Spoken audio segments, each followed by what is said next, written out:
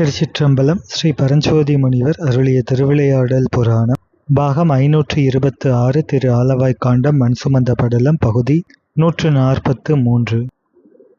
புத்த சமயிகள் எழுப்பிய கேள்விகளுக்கெல்லாம் புத்த அரசனின் ஊமை பெண்ணை பேச வைத்து அந்த பெண் மூலமாகவே பதில் சொல்ல வைத்து அருளுகின்றார் எம்பிரான் ஸ்ரீமத் மாணிக்கவாசக சுவாமிகள். அந்த கருத்தை அமைந்த திருப்பதிகமாக திருச்சாழல் திருப்பதிகம் பாடி அருளினார். தன் பெண் வாக்கு வன்மை பெற்றாள்.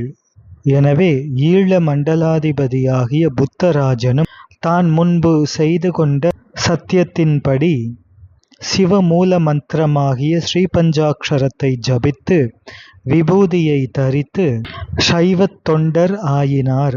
எம்பிரான் ஸ்ரீமத் மாணிக்கவாசக சுவாமிகளை வணங்கி நின்று சைவ திருத்தொண்டன் ஆயினான். அச்சம் காரணமாகவோ அல்லது மற்றைய காரணங்களுக்காகவோ இல்லாமல் உண்மையான அன்பு கொண்டு சைவ அடியார் ஆயினார் ஈழ மன்னர்.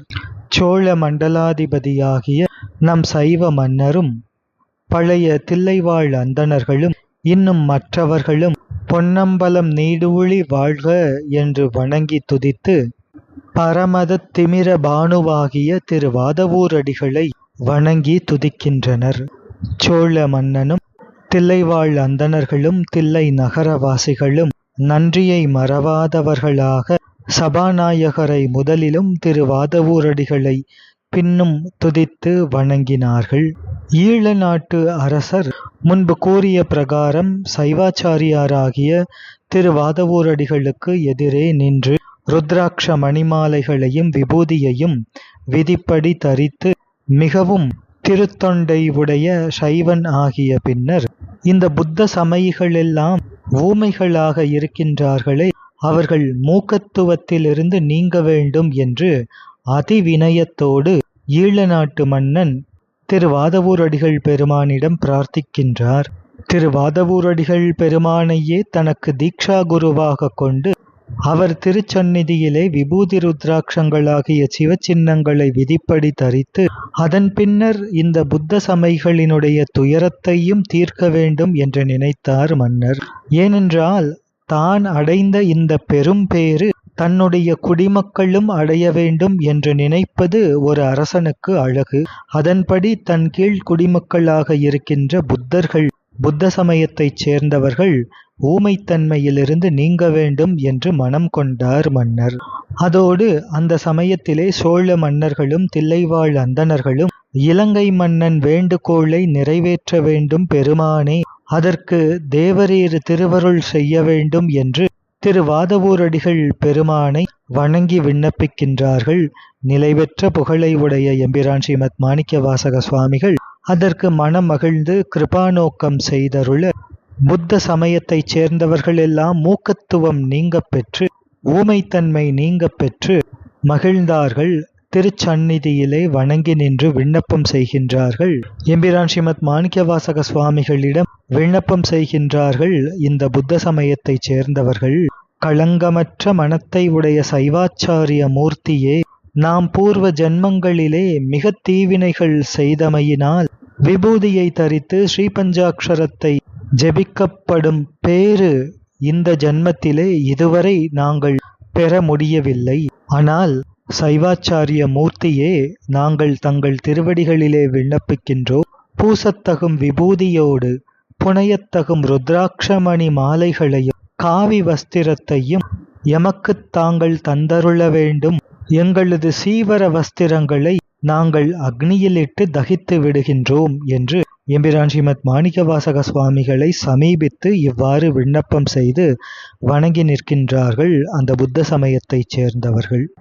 நாம் சைவராய் இம்மை மறுமை இன்பங்களையும் முக்தியையும் பெறுவதற்காக ஒரு சிறிதும் அழுக்காறு செய்யாத சுத்த மனமுடைய சைவாச்சாரிய மூர்த்தி நீரே என்று சரணடைந்தார்கள். நாம் பூர்வ ஜென்மங்களிலே பிராயச்சித்தங்களினால் நீக்கிக் கொள்வதற்கரிய பெரும் பாவங்களை செய்து கொண்டமையினால் இம்மையில் என்ன செய்வது என்று அறியப் பெற்றிலோம். முன்னை தீவினையாலே ஸ்ரீபஞ்சாட்சரமும் விபூதியும் ருத்ராட்சமும் இதுவரை இந்த ஜென்மத்திலே எங்களுக்கு கிடைக்கவில்லை. இருந்தாலும் தேவரீரது தரிசன விசேஷத்தினால் நாங்கள் சைவர் ஆவதற்கு அருகதை உடையவர்கள் ஆயினோம் என்று தாழ்வெனும் தன்மையோடு வணங்குகின்றார்கள். எஞ்ஞான்றும் தன் நிலையிலிருந்து கோணுதல் இல்லாத மெய் உணர்வை உடைய திருவாதவூர் அடிகள் பெருமான் இவர்கள் பூர்வ ஜென்மங்களில் செய்து ஈட்டிய தவத்தை உடையவர்கள் என்று தம் திருவுள்ளம் பற்றி அருளினார்.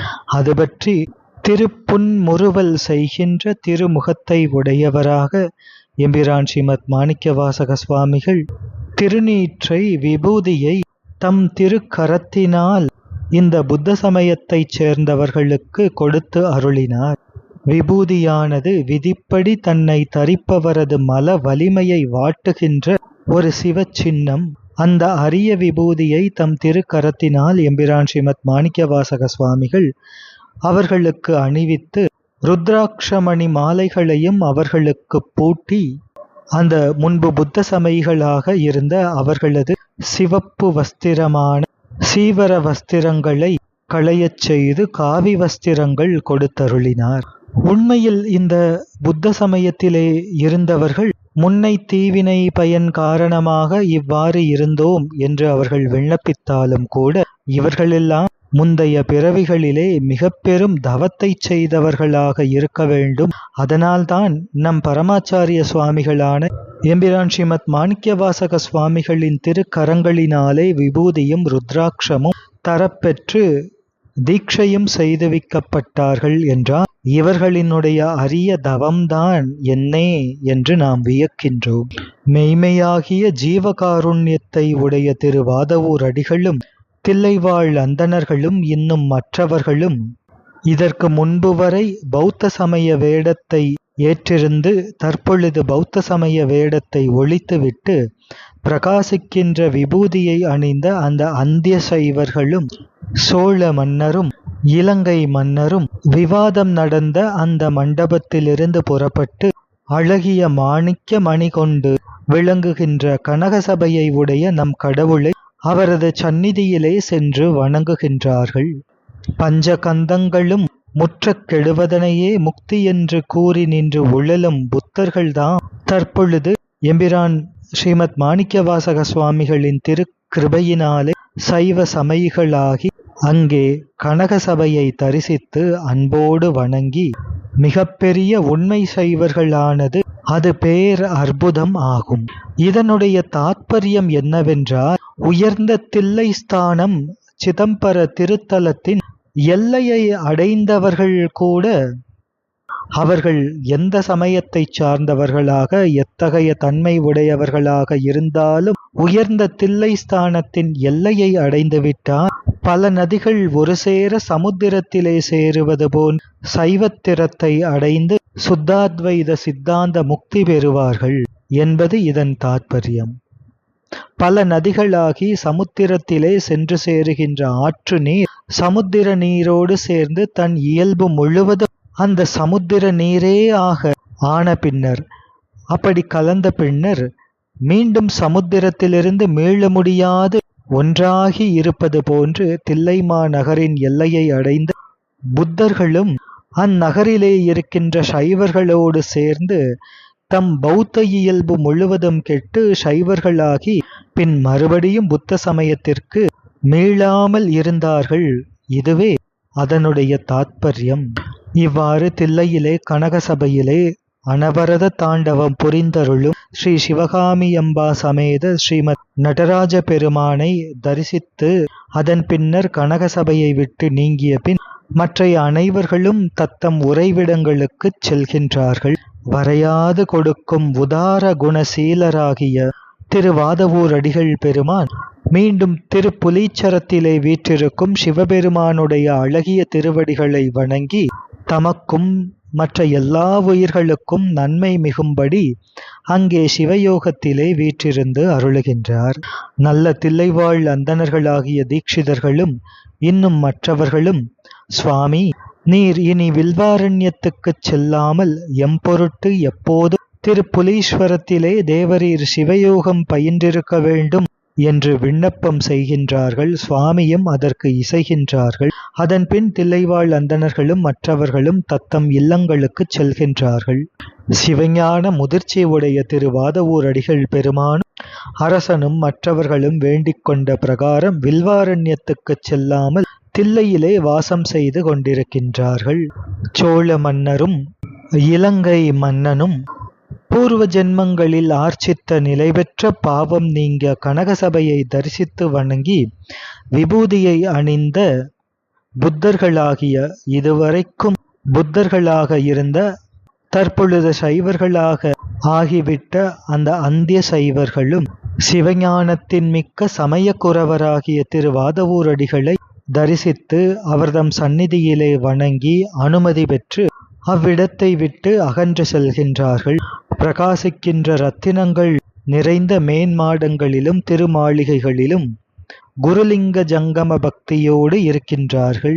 எனவே திருவாதவூர் அடிகள் பெருமான் சிதம்பரம் திருப்புலீஸ்வரத்திலே சிவயோகம் செய்து கொண்டிருக்க அவர்தம் ஆசி பெற்று வந்திருந்த ஈழத்து அரசர் சைவ சமயத்துக்கு மாறிய முன்பு புத்தர்களாக இருந்தவர்களும் பெருமானிடம் அனுமதி பெற்றுக்கொண்டு சிதம்பர ஆலய வீதியிலே இருக்கின்ற சோழ மகாராஜாவின் மாட மாளிகைகளிலே அவ்வரசன் உபசரிக்க சிறிது காலம் தங்கியிருந்தார்கள்.